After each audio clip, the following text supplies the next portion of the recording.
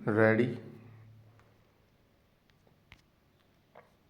Start. ईश्वर के इस अनोखे संसार में नर नारी का जीवन रथ के दो ऐसे पहिए हैं जो दाम्पत्य बंधन सूत्र में बंधकर सृष्टि प्रक्रिया को आगे बढ़ाते हैं, लेकिन वर्तमान में अनेक कारणों की वजह से लिंग भेद का घृणित रूप सामने आ रहा है, जो कि पुरुष सत्तात्मक समाज में कन्या भ्रूण हत्या का पर्यायवाची बनकर बालक और बालिकाओं के समान अनुपात को बिगाड़ रहा है।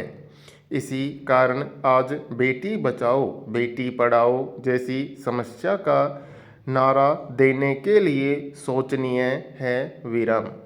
वर्तमान में मध्यवर्गीय परिवार में बेटी को पराया धन और पुत्र को कुछ परंपरा को आगे बढ़ाने वाला तथा बुढ़ापे का सहारा माना जाता है। विराम। इसलिए पुत्री को पालना पोसना पढ़ाना लिखाना उसके विवाह में दहेज देना आदि को बेवजह का भार मानता है। विराम।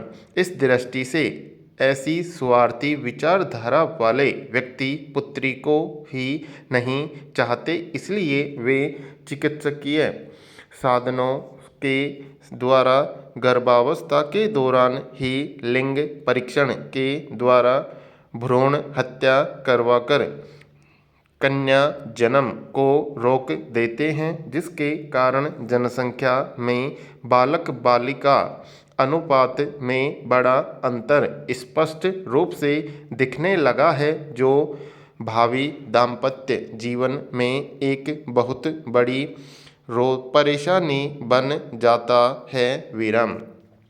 वर्तमान समाज मानसिकता बदलने के कारण लिंगानुपात का यह अंतर लगातार बढ़ता ही जा रहा है। अनेक दशकों से हो रही जनगणना इसका प्रत्यक्ष प्रमाण है। विराम। वर्ष 2011 में हुई जनगणना में तो बालक बालिकाओं का अनुपात 1000 पुरुषों के मुकाबले 918 तक पहुंच गया है। विराम।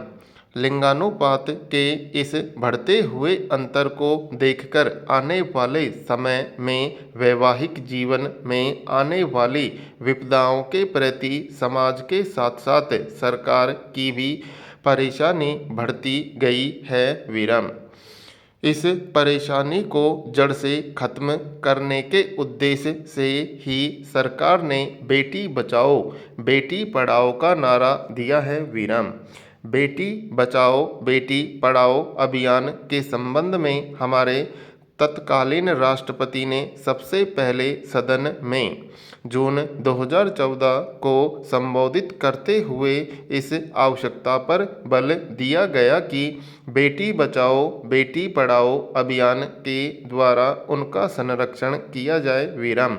इसके बाद यह निश्चय किया जाए कि भारत के महिला एवं बाल विकास विभाग सहित इस अभियान के अन्य मंत्रालयों के सहयोग से आगे बढ़ाएगा। विराम।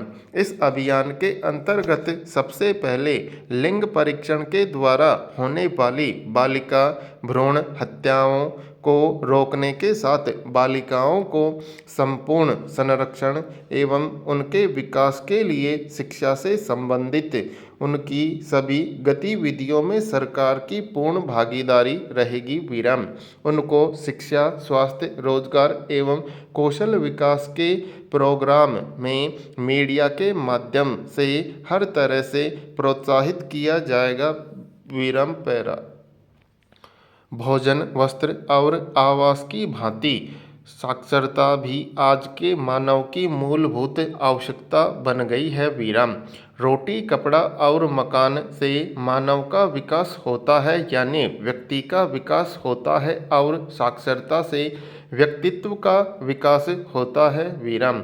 खासकर विकास के वर्तमान दौर में निरक्षरता मानव के लिए सबसे बड़ा अभिशाप है वीराम। जब कोई निरक्षर व्यक्ति किसी को पढ़ते हुए देखता है तो आत्मग्लानि से भर जाता है वीराम। भारत के सुदूर इलाकों में अब भी बहुत ऐसे लोग हैं जिनके एक लिए काला अक्षर भैंस बराबर है वीराम। वे चिट्ठियाँ पढ़ने के लिए साक्षरों को खोजते फिरते हैं वीराम। पुस्तकों में निहित ज्ञान भंडार उनके लिए किसी काम का नहीं रहता है वीराम। इस प्रकार वे ज्ञान प्राप्ति के एक बहुत बड़े माध्यम से वंचित रह जाते हैं वीराम। निरक्षरता एक प्रकार का अंधापन है, ये नीति ग्रंथों में कहा गया है वीराम। निरक्षरता राष्ट्रपति के विकास में सबसे बड़ा बाधक है वीराम। राष्ट्र के निहित राजनीतिक, सामाजिक एवं आर्थिक पिछड़ेपन की जड़ में निरक्षरता ही है।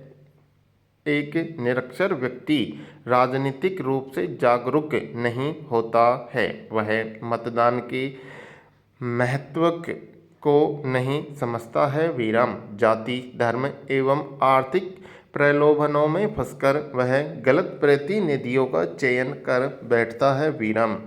गलत प्रतिनिधियों के चयन से प्रजातंत्र की सफलता संदिग्ध हो जाती है वीराम। इसी प्रकार बाल विवाह, दहेज प्रथा, धार्मिक कट्टरता, छुआछूत आदि सामाजिक बुराइयां निरक्षरों में ज़्यादा पाई जाती हैं वीराम। निरक्षरता देश के आर्थिक विकास में भी बाधक है वीराम। एक निरक्षर किसान खेती के वैज्ञानिक तरीके से अनभिज्ञ रहता है वीराम। फलतः पैदावार में वांछित बढ़ोतरी नहीं हो पाती है वीराम। निरक्षरों को सरकारी कार्यालयों में जाने, सरकारी कागजातों को समझने में काफ़ी दिक्कत होती है वीराम। इस प्रकार वे वर्तमान विकास की दौड़ में पीछे रह जाते हैं वीराम।